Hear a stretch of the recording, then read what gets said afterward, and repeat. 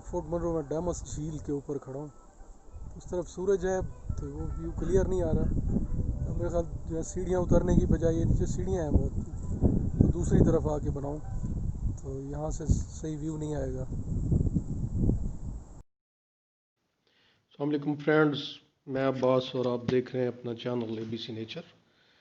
یہ جناب جھیل ڈیمس لیک اور اس کے اطراف آباد فورٹ منرو کا شہر پہاڑی ڈھلانوں پر بسا ہوا ہے، اور یہ بہت قدیم درخت ہیں. اور یہ اب جو دیکھ رہے ہیں ایک راستہ، ایک پلیٹ فارم ہے جھیل کے اندر، تو یہ برٹش دور کا ہے.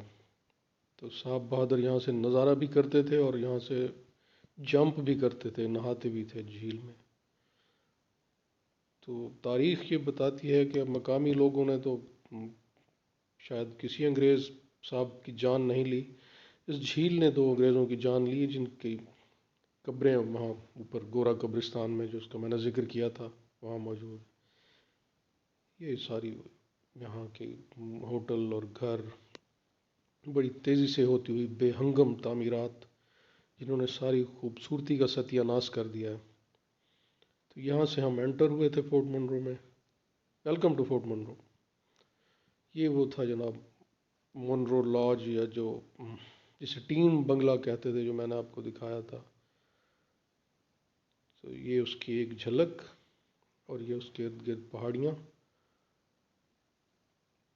اور تیز ہوا کا راج. یہ ہم آپ دیکھیں پاپولر کا ایک درخت جس پہ کوئی پتہ نہیں ہے.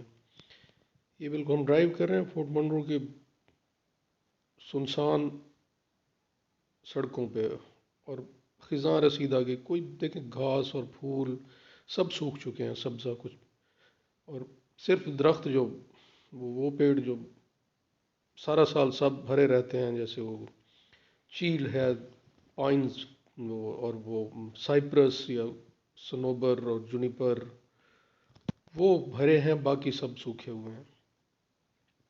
تو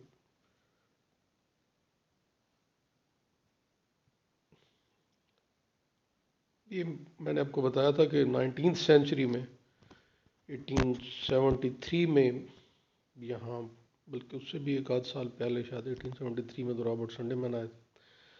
تو یہاں وہ آیا تھا کیپٹن منرو، جو بعد میں میجر جنرل تک انہوں نے ترقی کی.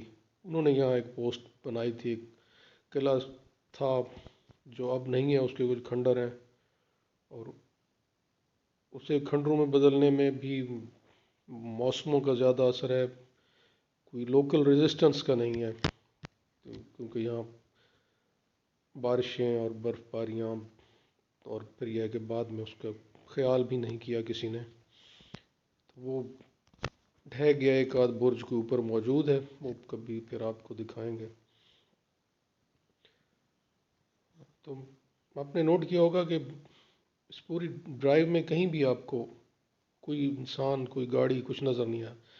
یہ ہے آفیسرز کالونی، آفیسرز ہاؤسز بھی ہیں، اور یہاں آفیسز بھی ہیں. اور وہ یوں ہوتا تھا کہ برٹش راج سے ہی ایسا تھا کہ Dera Ghazi Khan district head quarter گرمیوں میں یہاں شفٹ ہو جاتا تھا.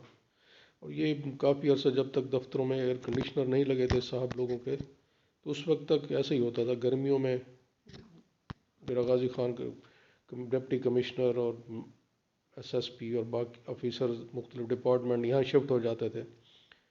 تو اب انہیں کوئی ضرورت نہیں رہی، اب تو 24 گھنٹے ایئر کنڈیشنر چلتے ہیں. یہ ایک جگہ، اس کو کلمہ چوک کہتے ہیں فورٹ منرو کا. اور یہاں جتنے بھی بڑے بڑے پیڑ ہیں، یا تو برٹش دور کے ہیں، یا پھر یہاں کے جب ڈیرہ غازی خان ڈویژن بنا تو پہلے جو کمشنر تھے ایک چودھری اشرف صاحب، انہوں نے ایک بڑی ایکسٹینسو کیمپین چلائی تھی پلانٹیشن کی. بہت زیادہ انہوں نے یہاں لگوائے تھے، جن میں سے درخت، اور جن میں سے بہت سے نہیں رہے. اب نئے نہیں لگائے گئے، ان میں سے البتہ نہیں رہے. پھر یہاں جو کنسٹرکشن شروع ہوئے، بے تکی تعمیرات، سب لوگوں نے اپنے اپنے مقامی قبائلیوں نے مارک کرنا شروع کی اپنی اپنی لینڈز، اور پھر ویسے ہی بیچنا شروع کی بغیر کسی پلاننگ کے. تو پھر وہ کم از کم مجھے تو اب زیادہ اچھا نہیں لگتا. تو گرمیوں میں لوگ یہاں سے چلے جاتے ہیں. مقامی لوگ بھی اکثر دفتروں میں کچھ چوکیدار رہ جاتے ہیں. کوئی ایک آدھ ہوٹل شاید کبھی کھلا ہوتا ہو یا دو تین دکانیں. باقی یہاں ویرانی ہوتی ہے. پورا ایک ڈیزرٹڈ سٹی،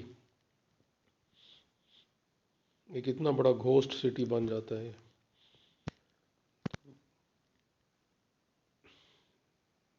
یہ دیکھیے فورٹ منرو کا سول ہاسپٹل ہے، اور ڈسٹرکٹ گزٹیئر ڈیرہ غازی خان یہ بتاتا ہے کہ یہاں 1890 میں 233 میجر اور مائنر سرجریز ہوئیں.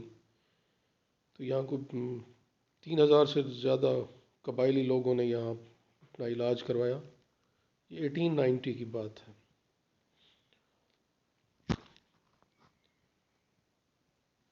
پہاڑیاں یہ جب آپ یہاں اپریل میں آئیں گے تو یہ ایسے نہیں ہوں گی، ہری ہوں گی، ان پہ پھول ہوں گے، سبزہ ہوگا.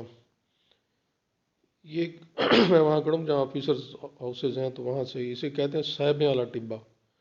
یہاں صاحب لوگوں کی کیونکہ کوٹھیاں ہوا کرتی ہیں نا، تو صاحبوں والا ٹیلا.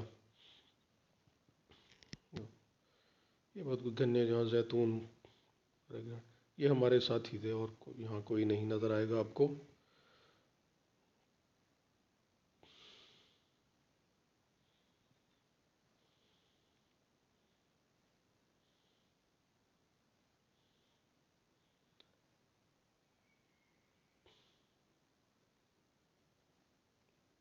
شکریہ، سلامت رہیں. Thanks for watching. God bless you. خدا حافظ.